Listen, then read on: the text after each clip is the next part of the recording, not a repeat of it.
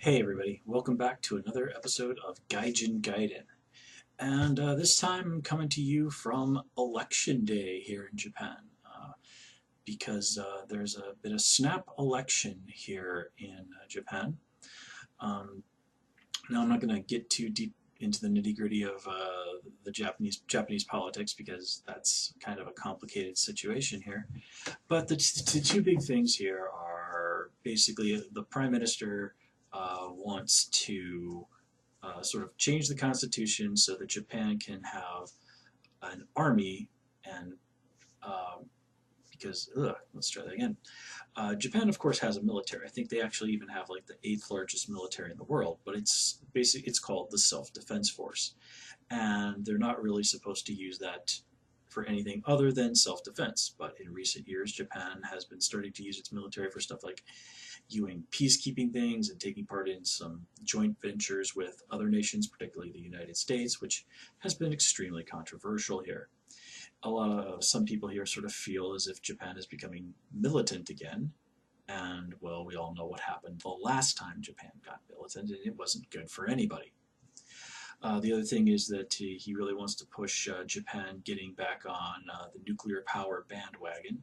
Uh, After what happened some years back with Fukushima, some people are understandably extremely skittish about nuclear power. And the situation here is it looks like the Prime Minister as a party, the LDP, the Liberal Democratic Party, is going to win mighty handily.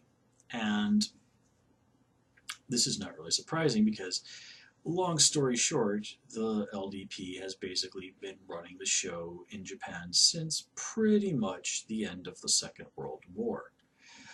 There was a brief moment from, I think it was, 2009 to 2012, where one of the opposition parties managed to take control of the government, except they proved so extraordinarily incompetent that basically their party has recently dissolved. I mean, this is all really complicated stuff. Now, when you're seeing all of this as a foreigner here in Japan, well, okay, you can't deny this does affect you in some way. You do live in this country, but you can't vote, and, well, let's face it, exactly how seriously anyone is going to take your feelings on the matter is going to vary greatly on the person. But suffice to say, you are really stuck in the role of observer and nothing more.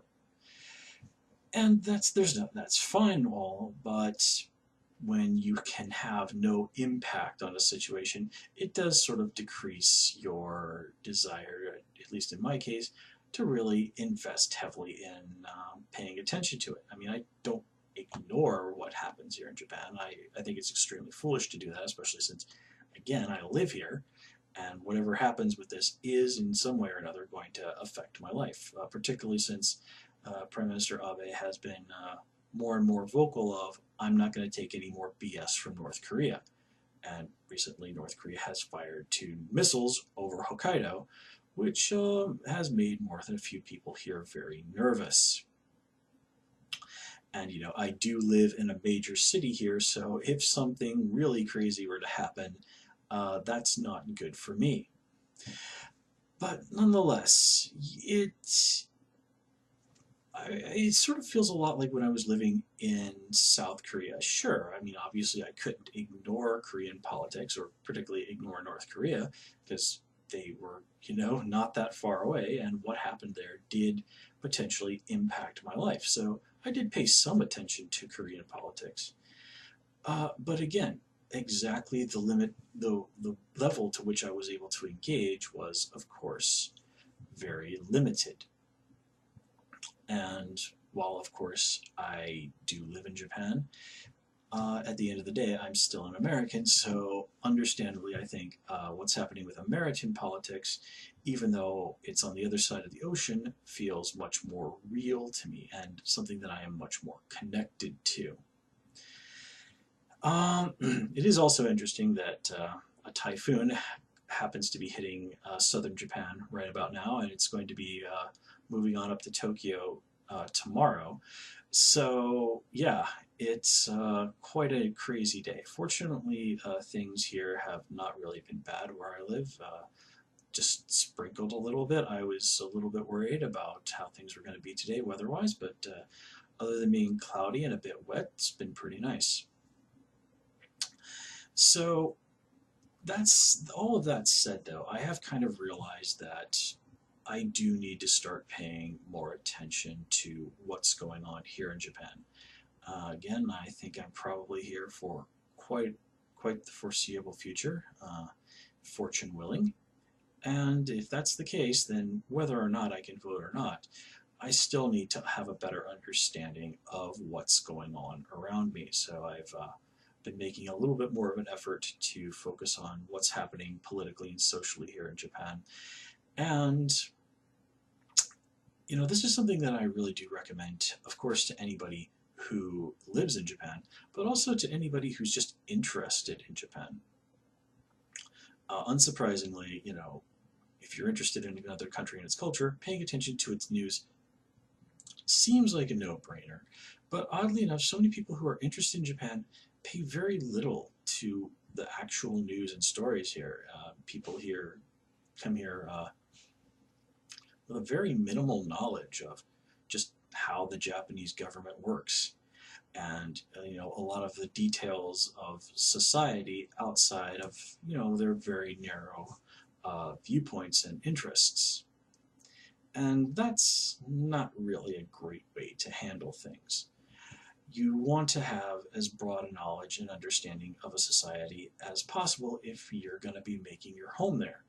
Now, granted, everybody only has so many X amount of hours in the day, the same actually, 24, and an X amount of free time and all of that, but still. And one thing I've noticed from just sort of reading a lot about what's going on in politics and society is, sure, the details change, but at the end of the day, it really is incredibly amazing how much these sort of problems feel like the same problems we have back home. I mean, granted, Japan, of course, has its unique problems as well, but still, there's very much a lot of the, okay, I got it, just like back home. Same old, which is in some ways comforting and in some ways extraordinarily depressing.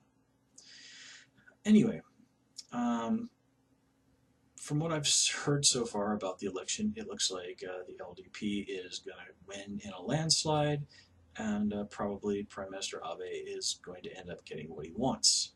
How all this pans out and what realistically it all means for everybody's future here, well, we're just going to have to wait and see.